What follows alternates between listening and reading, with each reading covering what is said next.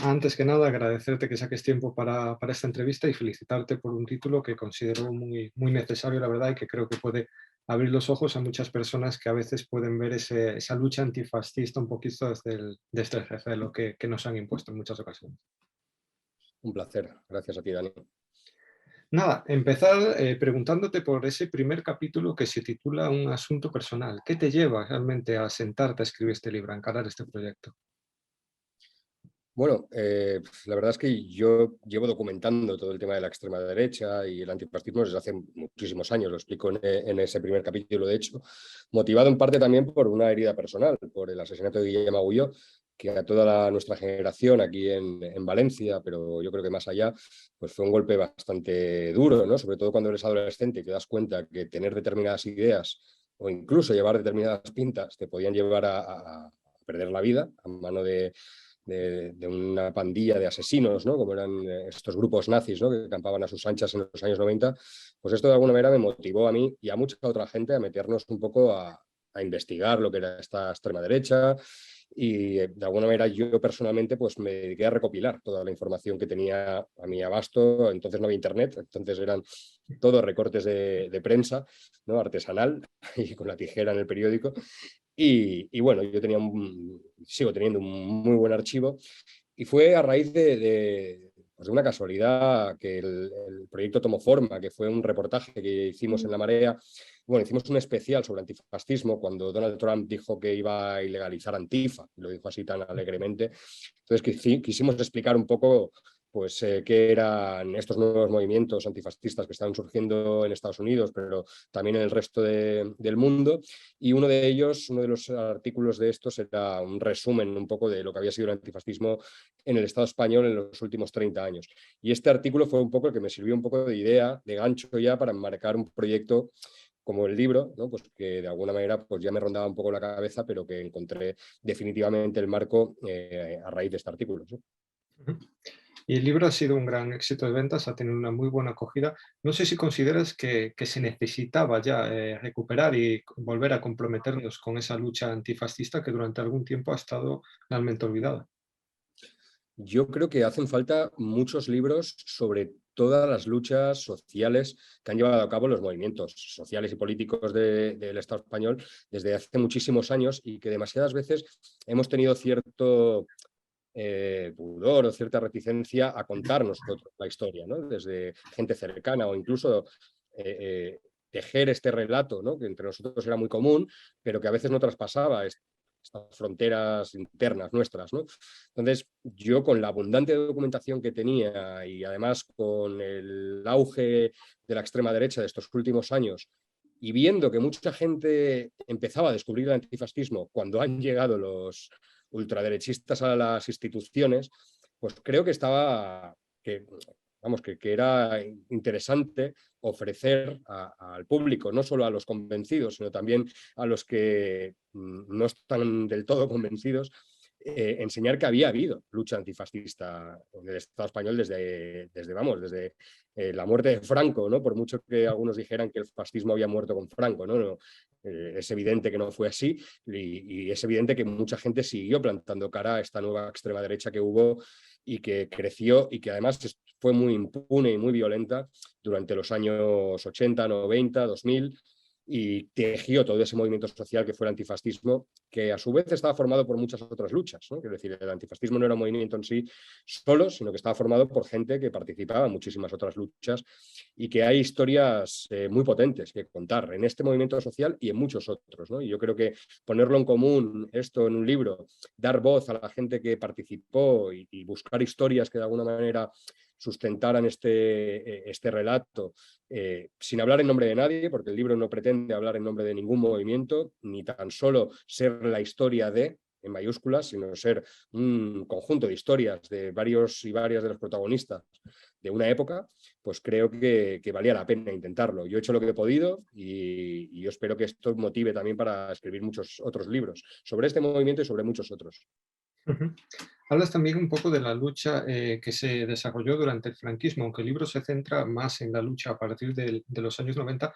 No sé qué pozo tuvo para el antifascismo posterior, la lucha antifranquista, y si también consideras que existió realmente pues, una transición, tal y como nos contaron, o sin embargo el franquismo, ese fascismo, siguió presente en las instituciones y siguió dotando de una impunidad especialmente a las agresiones fascistas en las calles y a veces fuera de ellas también. Pues yo creo que hay una brecha generacional. Es decir, de hecho el libro, aunque trata al principio el tema de la transición, porque no se explicaría el Estado español actual sin explicar esta estafa, ¿no? que significó la Ujú. transición, pero sí que es verdad que habla de una generación, que es mi generación, la tuya también, y la de mucha gente que no vivió el franquismo, que la transición la vivió de muy pequeño y sin embargo se encontró con un fascismo plenamente vivo y violento, ¿no? Como fue el que nos tocó vivir a los que vivimos de adolescentes los años 90, por ejemplo, ¿no? Entonces, es verdad que hay una brecha generacional aquí, hay un corte, ¿no? Entonces, nuestros padres, nuestros abuelos que habían combatido en la guerra civil, en la transición, durante la dictadura, tampoco entendían, ¿no? de estos nuevos movimientos neofascistas que surgieron a mediados de los 80, pues unos al principio vinculados al tema del fútbol, creando sus nuevos colectivos, ya mirando más hacia Europa que hacia la propia historia del Estado español, hacia el franquismo, sino ya pues copiando un poco lo que estaba sucediendo en otros países de Europa, pues a esta generación de fascistas es la que nos toca sufrir, a nosotros, ¿no? Que es una generación que incluso muchas veces rechaza toda, digamos, toda la herencia franquista y todo esto, sino que promueve otras formas de fascismo que es pues más, digamos, algunos más callejero y violento y otros pues más intentando colarse en las instituciones, como estamos viendo en estos últimos tiempos. Obviamente, no solo mi libro es uno de tantos que lo toca muy de pasada, pero hay excelentes documentos, excelentes libros, citaría a Grimaldos, a Sánchez Soler, a Xavier Casals, a muchísimos, a Sofía Baví, que hablan y relatan esta transición rompiendo absolutamente en mil pedazos el relato oficial de la transición. Esta concordia y paz entre españoles es una estafa, obviamente, para sustentar un régimen, ¿no? que es heredero directo del franquismo. Es decir, bueno, no estoy descubriendo nada si digo que aquí no se depuró nada, que aquí no se hizo justicia y que aquí la ley de amnistía amparó a torturadores, a asesinos y a gente que había vivido, crecido y se había enriquecido con el franquismo. Es decir, obviamente el libro parte ahí, no se explica esta extrema derecha actual si no explicamos de dónde viene el Estado español, ¿no? Y de dónde viene el régimen del 78. Ujú. Mencionas en el libro también un poco la importancia del fútbol y hay una frase que se repite a lo largo del libro que es cuando tú no haces política en determinados espacios, otros hacen política por ti. No sé qué importancia, qué peso tuvo el fútbol en el auge de la extrema derecha y también si consideras que la extrema izquierda, bueno, la llamada extrema izquierda, se vio mucho más perseguida y no pudo ocupar esos espacios o sin embargo fue una dejación. La izquierda no quiso ocuparlos. Pues al principio, y es verdad que yo no soy futbolero, y eso lo admito, y aquí, aunque es inevitable fijarse en el fútbol si estudias a la extrema derecha, porque ha sido siempre un caladero y un vivero de grupos nazifascistas, pero es verdad que hay personas que han estudiado muy a fondo el fenómeno. Yo cito al compañero Carles Viñas, ¿no? que ha escrito abundante textos sobre el tema del fútbol, y es verdad que la izquierda al principio menosprecia el fútbol, ¿no? Y lo ve como algo desde una cierta atalaya intelectual, ¿no? Como si fuera algo que no le corresponde a la izquierda, ¿no? Que es algo del populacho, ¿no? Ese elitismo del que a veces ha pecado a cierta izquierda, ¿no? Entonces, claro, donde no está la izquierda, o sea, lo ocupa la extrema derecha. Y en este caso, en el fútbol, la extrema derecha supo encontrar en las gradas no solo un buen caladero para posibles y futuros militantes, sino también un espacio de absoluta impunidad. Es decir, los clubs veían que había cientos de personas que animaban a su equipo, que se desplazaban allá donde fuera y que de alguna manera les ofrecían pues ese calor, ¿no? a los jugadores cuando estaban en el campo mucho más que el resto de la afición, y miraba hacia otro lado, permitía absolutamente que los ultras neonazis se hicieran los dueños de las gradas y atemorizaban al resto. La izquierda intentó poco a poco ocupar ese espacio precisamente porque lo que pasaba en las gradas luego se traducía en las calles. Es decir, ese crecimiento neonazi de las gradas tenía una traducción después en las calles y eran estos ultras los que muchas veces dirigían las organizaciones nazifascistas, ¿no? Entonces, claro, la izquierda llega tarde. O sea, en algunos sitios llega a la par, ¿no? Es verdad, ¿no? Por razones históricas o a lo mejor de hegemonía, como puede ser en Euskadi o en otros sitios, pero es verdad que en general la izquierda llega tarde e intenta entrar como puede. Es verdad que en algunos sitios logra hacerse con las gradas, ¿no? Pero en otros sitios son hasta hoy patrimonio de la extrema derecha con la complacencia de los clubs.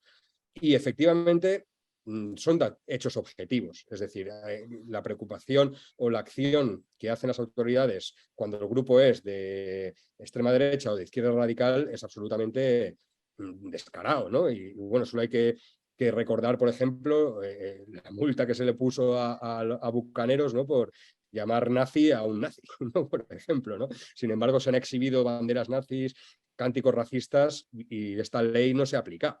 Es decir, ha habido evidentemente un doble rasero y continúa habiendo un doble rasero absoluto que bueno, solo hay que ver en manos de quién está la liga, ¿no? Y el negocio que envuelve también a este deporte, lamentablemente.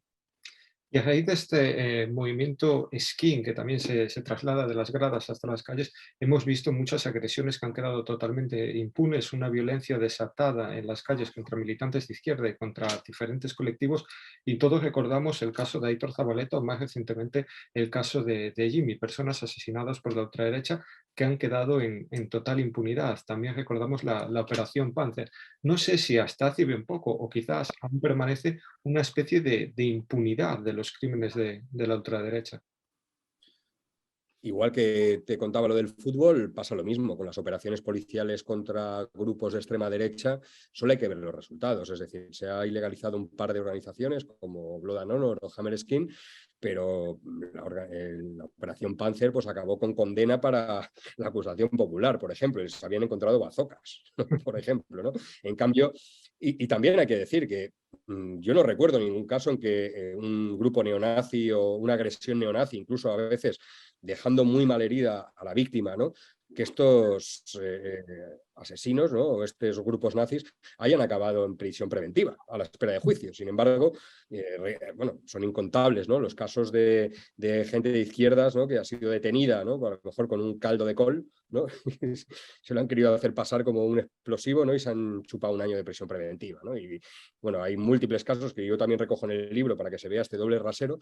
Y efectivamente la extrema derecha ha jugado mucho con esa impunidad, ha jugado mucho sabiendo que la judicatura demasiadas veces pues es un poco tuerta del ojo derecho, ¿no?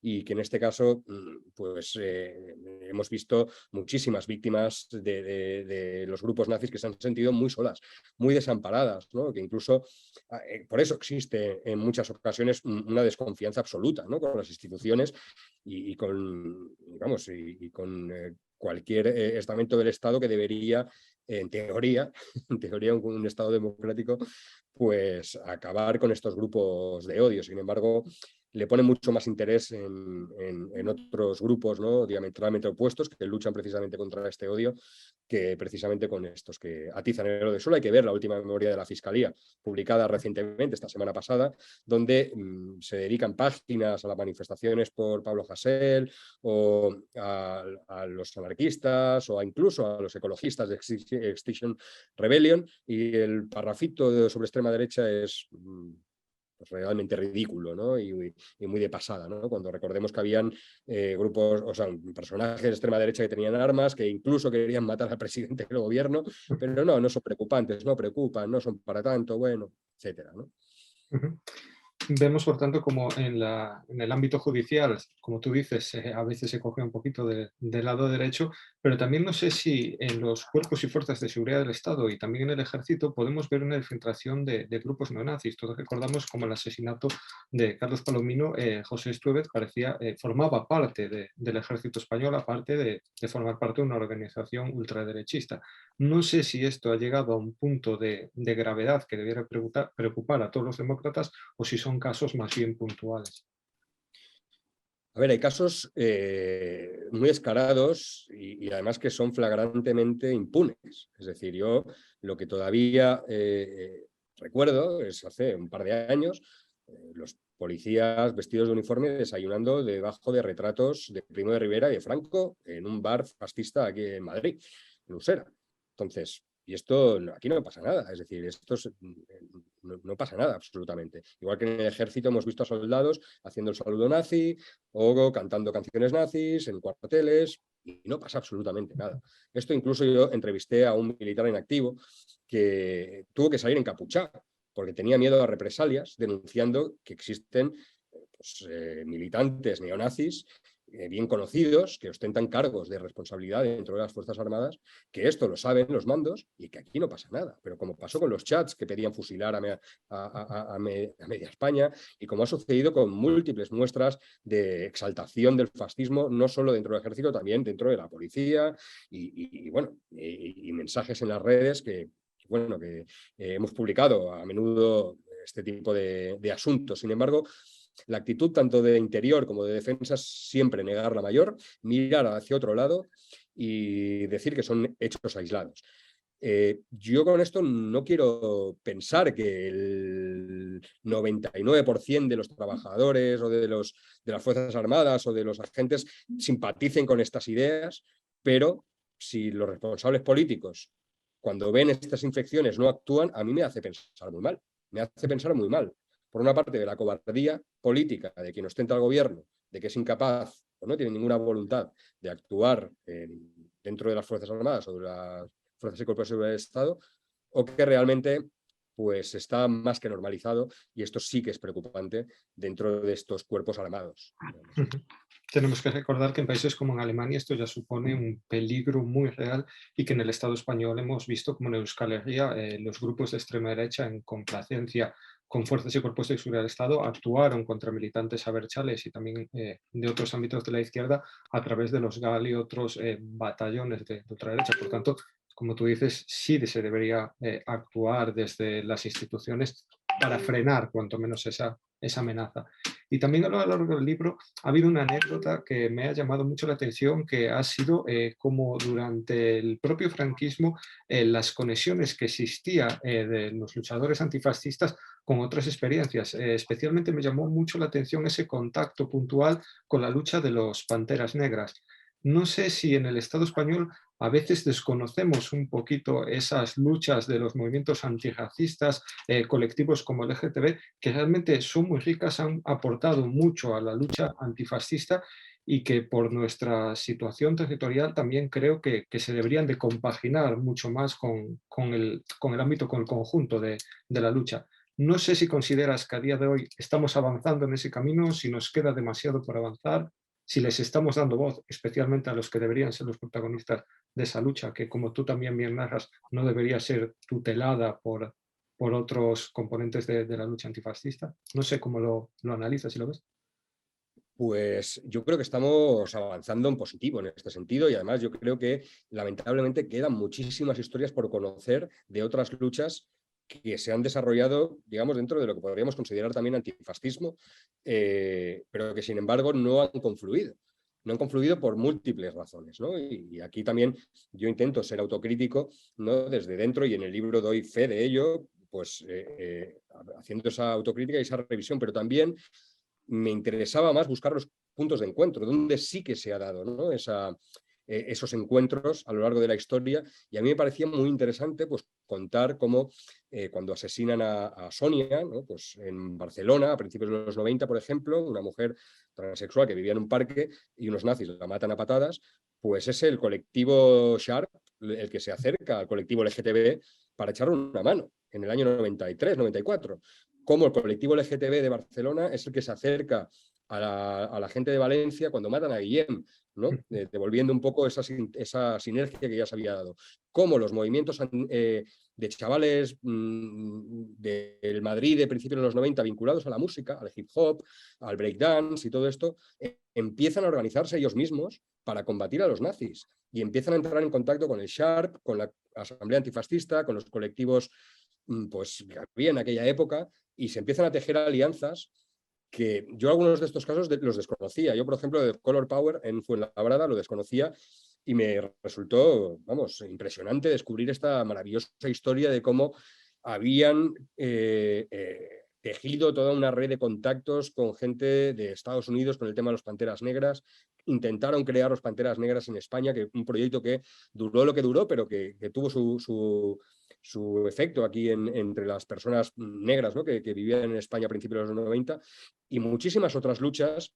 Por ejemplo, también la potencia del feminismo, ¿no? que ya tuvo una influencia brutal a principios de los 90 en los centros sociales. Yo estuve, pues posiblemente quienes lo vivimos aquellos años, pues lo teníamos muy naturalizado, pero poco a poco, cuando empiezas a revisar ya 30 años después, pues te das cuenta de que hay cosas que posiblemente eran muy raras para la época, ¿no?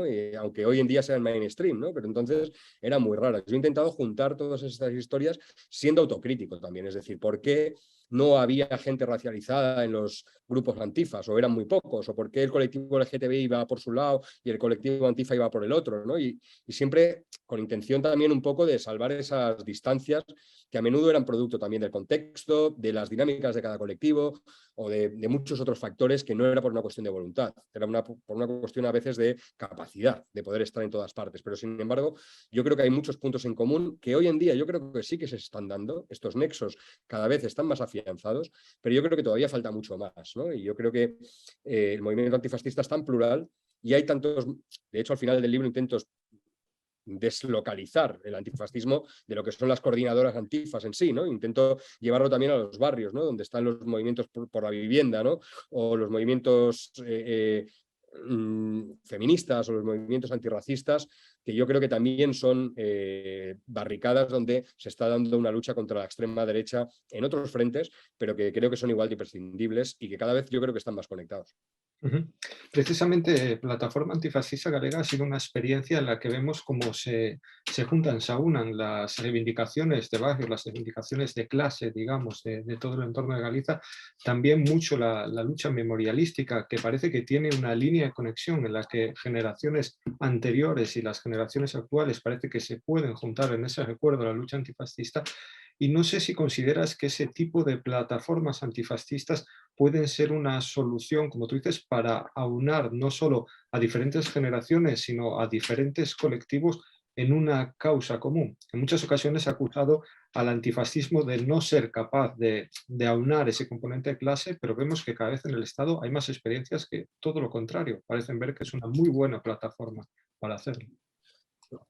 Absolutamente, porque está digamos, en el corazón del antifascismo la cuestión de clase por una razón obvia. Es decir, la extrema derecha, el fascismo, se aprovecha de la precariedad, se aprovecha de la inseguridad vital de la gente, ¿no? Que tiene miedo a perder la casa, a perder el trabajo, que tiene pues, una vida muy precaria, que tiene barrios deprimidos, que están desamparados.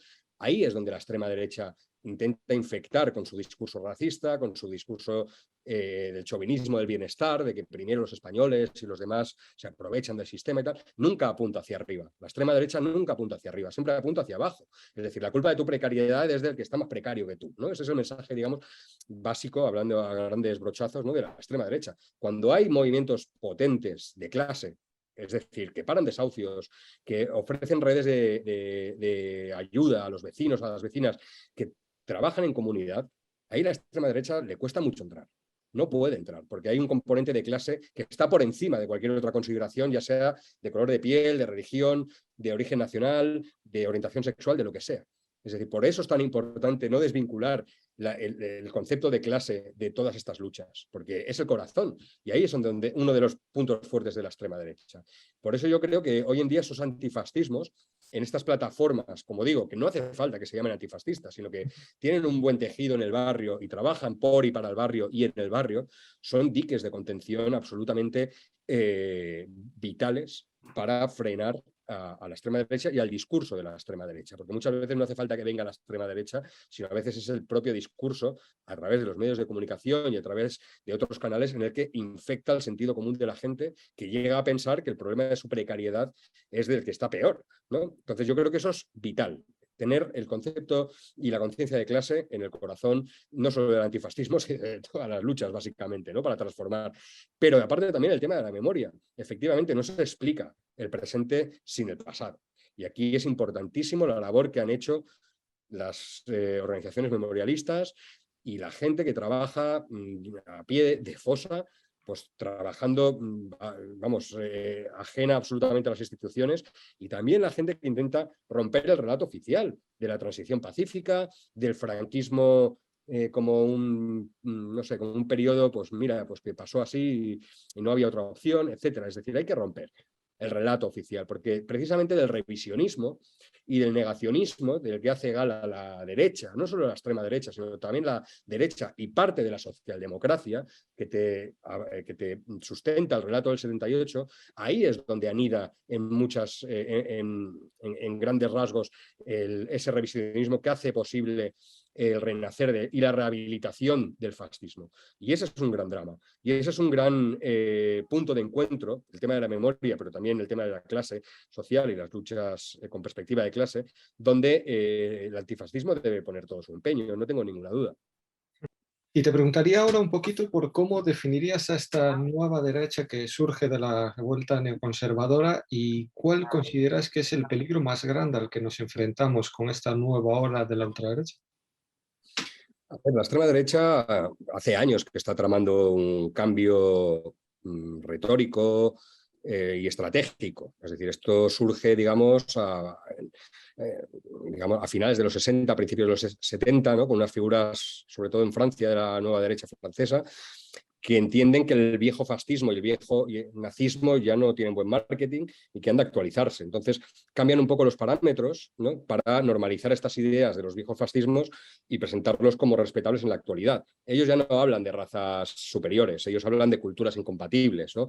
Ellos rechazan todos los avances en derechos sociales, ¿no? Desde una posición victimista, desde los privilegios. Es decir, cuando la mujer consigue más derechos, ellos lo presentan como una pérdida de derechos para el resto, ¿no? Cuando bueno, es la estrategia básica desde el victimismo, desde el privilegio, ¿no?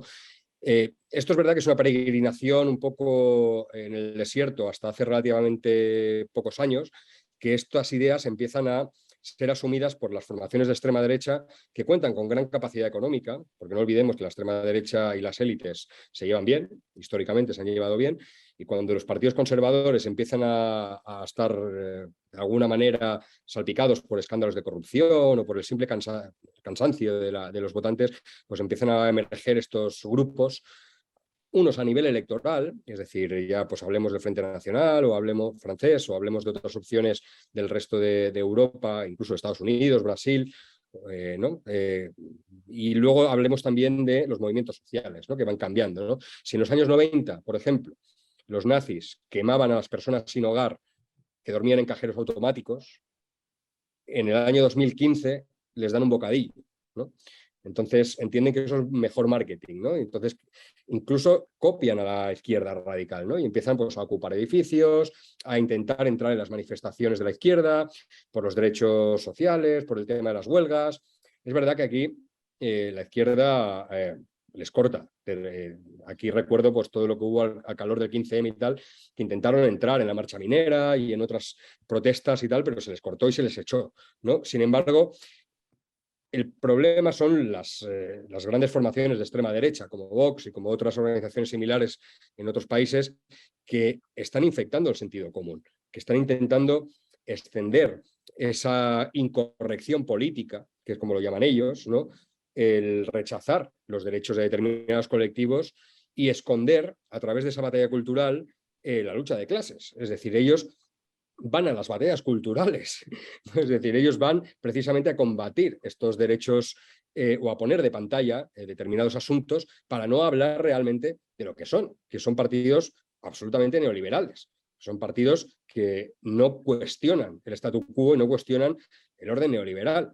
Es decir, las élites están muy tranquilas con la extrema derecha porque no van a cuestionar los privilegios. Eso por una parte. Por otra parte, el gran peligro que tenemos con esta extrema derecha es precisamente que infecte este sentido común más allá de sus propios acólitos, es decir, que infecte a gente que incluso se considera progresista, ¿no? Que empiece a comprar poco a poco determinados discursos de esta extrema derecha que sabe envolverlos muy bien y muchas veces incluso utilizar nuestros lenguajes, nuestros debates, nuestras contradicciones, porque también las tenemos, ¿no?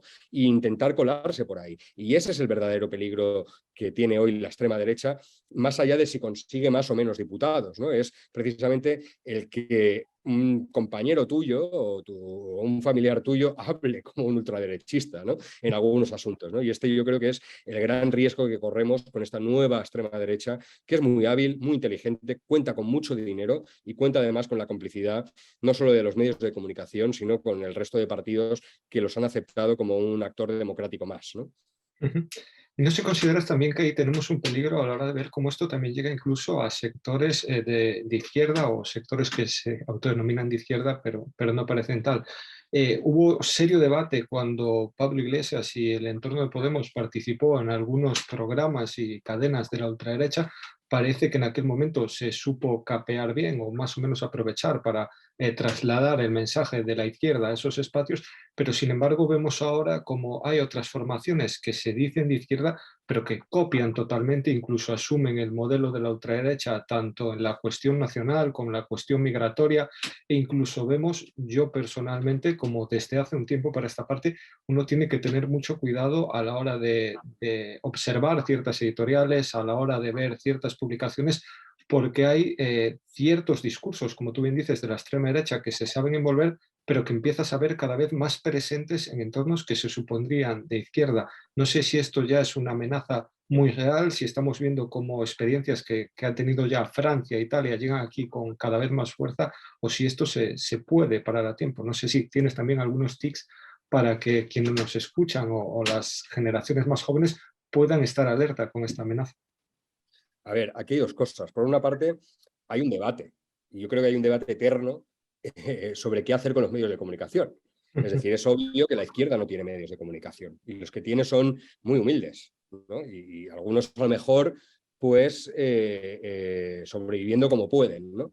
Siempre ha habido el debate de si hay que ir a los debates o hay que ir a los medios, sean de quien sean, o no hay que ir. Y yo este debate lo tengo yo conmigo mismo, que también voy a veces a tertulias, ¿no? Es decir, esa es una contradicción que tenemos y todos tenemos contradicciones y hay quien decide no ir y hay quien decide que ir, ¿no? Y yo creo que esto se puede debatir y tiene muchas aristas y a veces puede salir bien y a veces puede salir mal. No hay una fórmula mágica ni hay un caballo ganador. Cada uno tiene su opinión y aquí cada uno, pues, como tú bien has dicho, en un momento salió bien, otras veces no sale bien. No hay una fórmula mágica. Pero esta contradicción existe y hay que hablar de ella. Yo no rehuyo de este debate y yo de hecho lo planteo en el libro, de hecho, ¿no?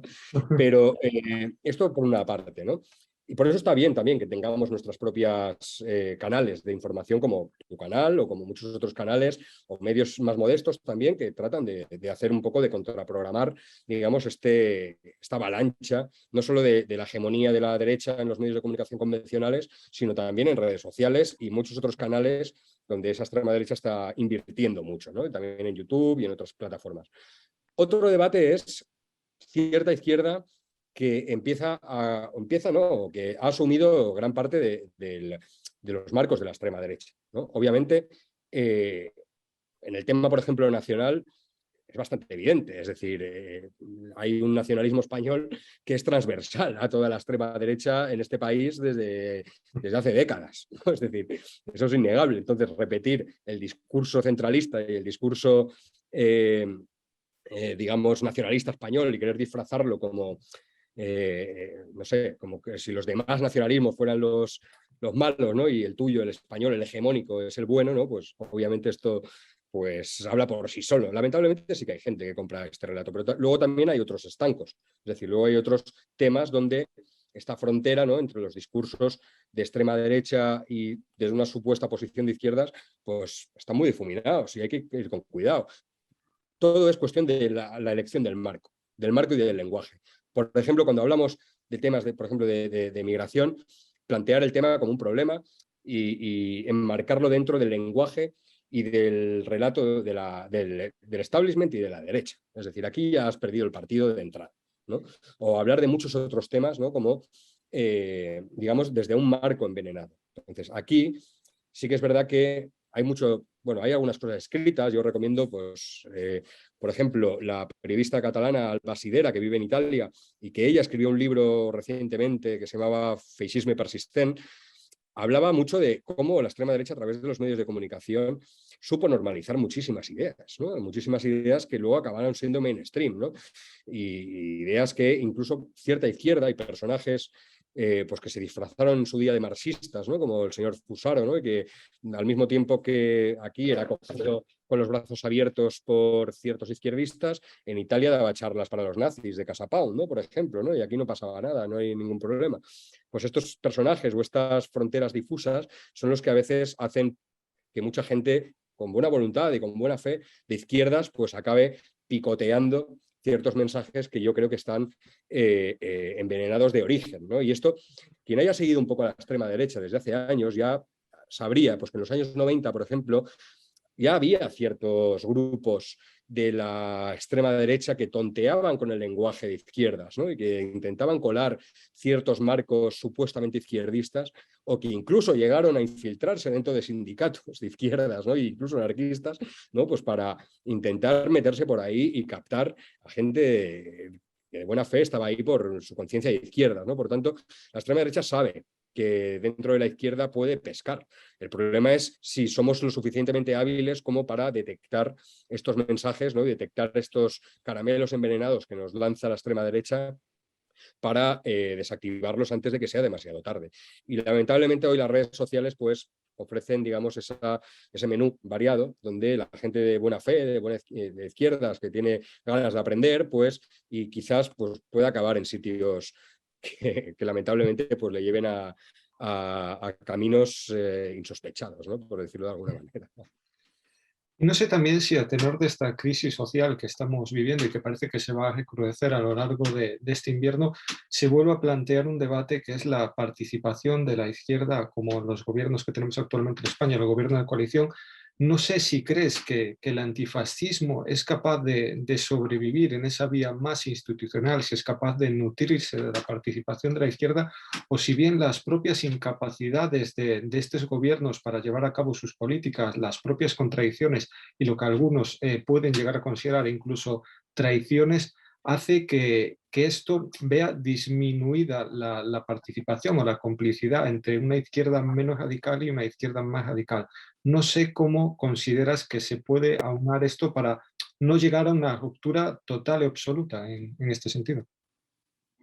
Claro, aquí yo planteo este debate también en el libro. Es decir, yo creo que por una parte la culpa es compartida, entre comillas, ¿no? Digamos, en el sentido en el que tú no puedes plantear desde un partido político que se dice izquierdas, ¿no? Entrar en un gobierno de coalición con el Partido Socialista, que todo el mundo sabe lo que es, ¿no?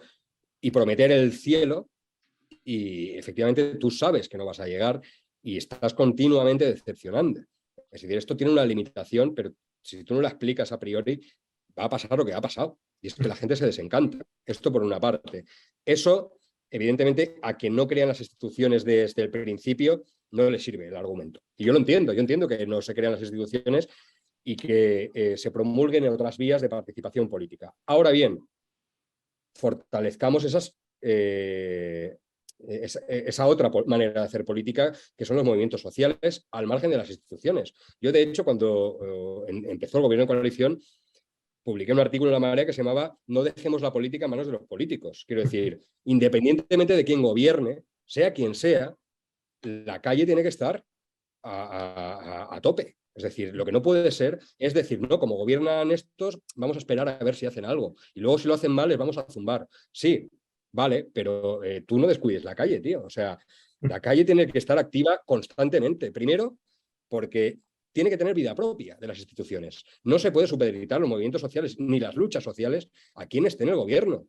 Esa para empezar. Y segunda, tienes que ser capaz de no solo sobrevivir como movimiento social para presionar a quien esté en el gobierno, sino también por tu propia coherencia de movimiento social, que tiene que estar absolutamente comprometido con lo más inmediato y con la calle directamente. No puede ser que se delegue todo en las instituciones y luego ya criticaremos o dejaremos de votar, pero tú no haces nada en tu ciudad o en tu pueblo y no fortaleces tus movimientos sociales. Es muy fácil. Es decir, yo ni voto, pero los critico y luego encima no participo en nada. No sé, entonces, ¿qué hacemos? ¿No? ¿Qué haces? Entonces, aquí es verdad que hay que ser muy crítico. Y tenemos que ser todos muy críticos con los gobiernos y los políticos, sean quien sean. Esto no hay que perderlo de vista. Hay que zumbarle a quien esté en las instituciones y sacarle las vergüenzas. Yo creo que esto es nuestro papel. Desde fuera de las instituciones y los que no militamos en ninguna organización política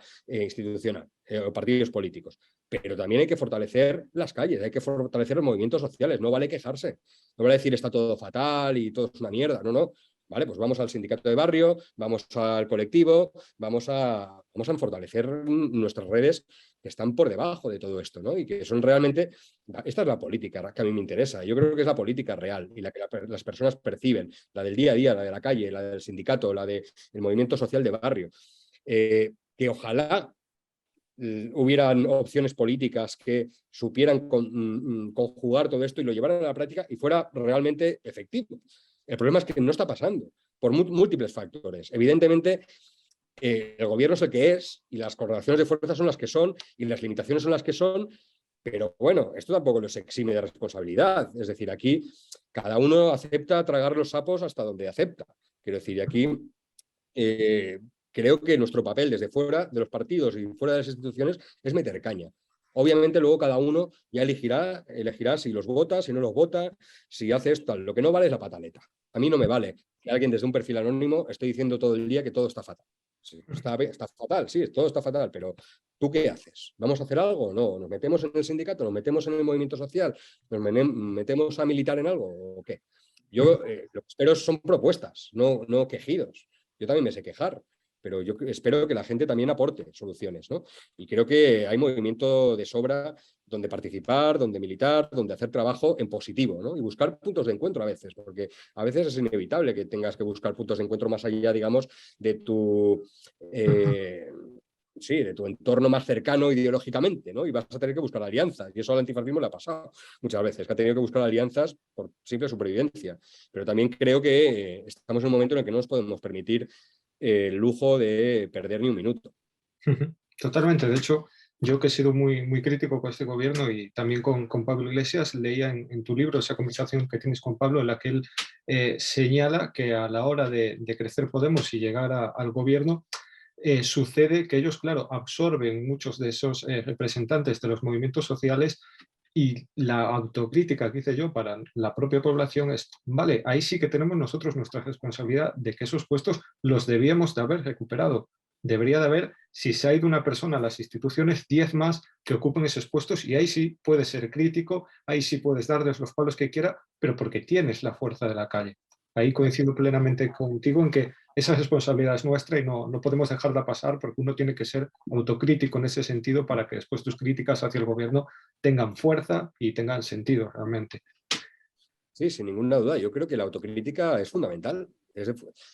Siempre en un sentido constructivo. Es decir, yo vuelvo a reivindicar el que posiblemente tengamos entre muchas de las personas que nos sentimos huérfanas a nivel político, que nos sentimos un poco con esta ansiedad, ¿no? De no saber lo que está pasando, que vemos cierta fractura dentro de la izquierda y tal, pero vamos, yo intento tejer lazos siempre, yo intento ser productivo, no destructivo, quiero decir, intento buscar elementos en común que nos unan. Posiblemente tú y yo discrepemos de algunas cosas, pero eso no me impide establecer un debate contigo y buscar esos puntos de encuentro que sé que nos van a llevar a un muy buen puerto, contigo, pero con quien sea también. Yo creo que tenemos múltiples herramientas para encontrarnos y para hacer cosas, que es lo importante, o sea, porque podemos hacer discursos brillantes, tú, yo, escribir libros, hacer tweets súper ingeniosos, pero esto tiene que tener una traducción luego en que la gente se sienta motivada, en que la gente participe, en que la gente, no sé, esté también con ganas de hacer cosas. Yo si veo un ambiente tóxico, a mí esto me ahuyenta. me ahuyenta de acercarme a cualquier movimiento. Si veo a gente que está continuamente quejándose de todo, señalando al de al lado, diciendo que los únicos que valen son ellos porque los demás son unos traidores, que este no te puedes fiar porque no sé qué, ¿no? Es decir, esos ambientes tóxicos, que en gran parte la culpa son las redes sociales, ¿no? Estos ambientes tóxicos son autodestructivos absolutamente. Y aparte no responden a la realidad, porque luego vas a los movimientos sociales y la gente se entiende, la gente habla, la gente no se pregunta si tú eres más de aquí o más de allá, la gente curra. Y ya está. Y para desahucios. Y no le pregunta al de al lado si es anarquista, trotskista, stalinista, leninista o lo que sea. Es decir, ahí trabajan todos codo con codo. Y yo eso en parte se lo agradezco mucho a los centros sociales y a los movimientos sociales de los 90, donde yo crecí. Allí el sectarismo, la verdad es que brillaba por su ausencia. Yo allí tuve la suerte de estar codo a codo con gente de múltiples sensibilidades dentro de la izquierda radical y creo que esto es algo que a mí personalmente y a gente que estuvimos en aquellos espacios durante muchos años, también nos ha hecho un poco ser menos sectarios, ¿no? Y entender que hay posiblemente muchos más puntos en común con gente que quiere transformar la sociedad que puntos de desencuentro. El problema es centrarse solo en los puntos de desencuentro para estirar el chicle hasta la saciedad y acabar a hostias. Ese es el problema. Yo siempre he dicho que es bueno discrepar de la izquierda, incluso que tenga que haber todas las rupturas que tenga que haber, pero en asambleas, como siempre digo, las redes sociales por un lado, pero en las asambleas es mucho más fácil hablar cara a cara, aunque se discrepe, aunque se llegue a una ruptura, es mucho más fácil hacer política real. Y si me dejas, sobre todo es eso. El problema de las redes sociales es que las cosas que mucha gente dice en las redes sociales no las dice a la cara.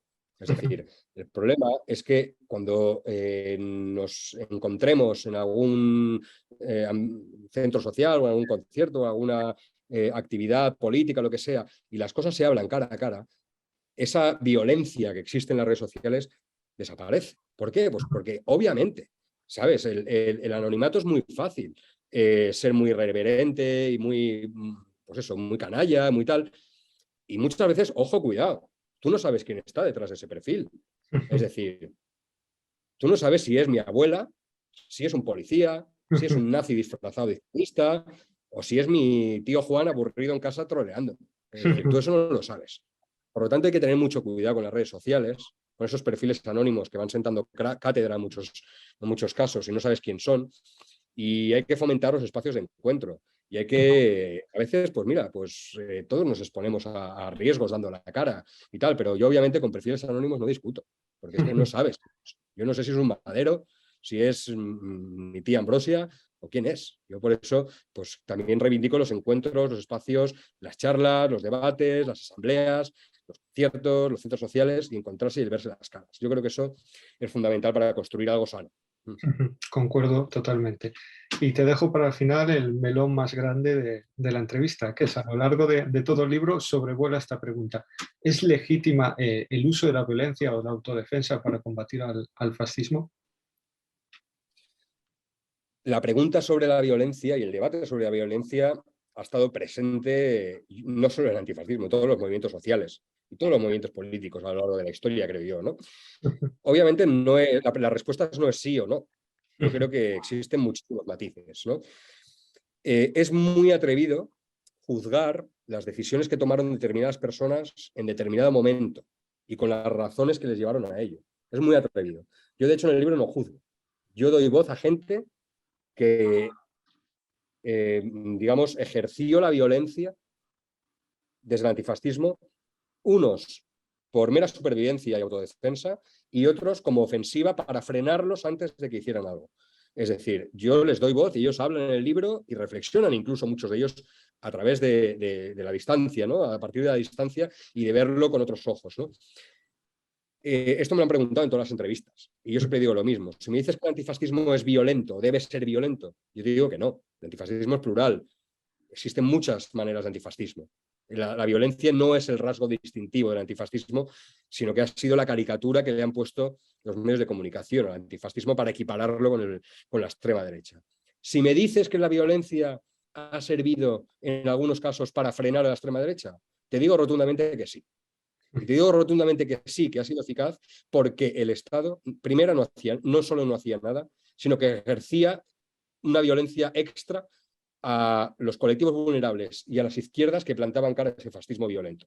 Es decir, la respuesta no es sí o no. La respuesta es en qué contexto y con qué objetivo. Obviamente, yo creo que la violencia no es nunca la solución para nada, ¿no? Yo creo que la violencia no debe ser la única manera de hacer política, ni siquiera debe ser la manera de hacer política. Pero no soy inocente. Es decir, yo entiendo que hay contextos en los que la violencia aparece. Y existe una violencia institucional y existe una violencia de autodefensa y existe una violencia de ofensiva en algunos casos, ¿no? Yo no voy a juzgar si es legítimo o no. Yo en el libro expongo varios casos y yo creo que quien debe juzgar es el lector, interpretando a la gente que habla y que habla de su experiencia también ejecutando esta violencia en algunos casos. Ahora bien, tampoco soy partidario de romantizar la violencia. Yo creo que la violencia por sí no tiene nada de bonito. Yo creo que esto es algo que reivindicaban los fascistas, de hecho, y creo que a mí, nosotros no estamos, yo al menos estoy criado en otro tipo de cultura que rechaza la violencia, pero evidentemente lo que no voy a hacer es a dejar es que me partan la cara. Es decir, yo creo que hay una diferencia entre poner la otra mejilla y defenderse, ¿no? Entonces yo creo que en este sentido la pregunta ya no es si la violencia sí o violencia no, sino intentar entender las circunstancias, los contextos y las decisiones que se toman en determinados momentos y tampoco juzgarlas desde la distancia, porque sería muy fácil, ¿no? Y yo creo que el tema de la violencia ha sido y será un eterno debate dentro de cualquier movimiento social. Y es un debate que no tiene el Estado, ¿eh? Y no tiene el establishment. El establishment sabe que tiene el monopolio de la violencia y sabe que es legítima cuando está defendiendo sus intereses. Es decir, ese debate lo tenemos quienes creemos que la violencia no es la solución. Y precisamente tenemos ese debate porque sabemos que existe esa contradicción. Quien no tiene contradicción es el Estado, que ejerce diariamente la violencia. Es decir, eso nos hace más humanos, el cuestionarnos precisamente si esa violencia, cómo se debe administrar o si debe formar parte o no de la lucha política. Y en este caso hay que respetar también. Hay mucha gente que no quiere y no va a tomar nunca, ni siquiera en autodefensa, el uso de la violencia. Y esto hay que respetarlo y hay que entenderlo también. Se puede no compartir, pero yo creo que hay múltiples maneras de cambiar el mundo, múltiples, y la historia nos lo ha enseñado, ¿no? Por eso yo creo que juzgar es demasiado atrevido. Yo creo que lo bueno y lo positivo es que nos nutramos de todas las experiencias a lo largo de la historia y que aprendamos de todas ellas y sepamos articular nuestra propia experiencia más cercana y nuestra propia lucha de acorde a nuestro contexto que nos ha tocado vivir. Y con vistas a ganar. Es decir, si nosotros estamos en política es porque queremos conseguir algo, no por mera pose, no por actitud o por pasárselo bien. Si estamos en política y hacemos política es porque somos optimistas y porque creemos que se puede cambiar la sociedad. Si no, tío, yo no sé qué estamos haciendo aquí, sinceramente.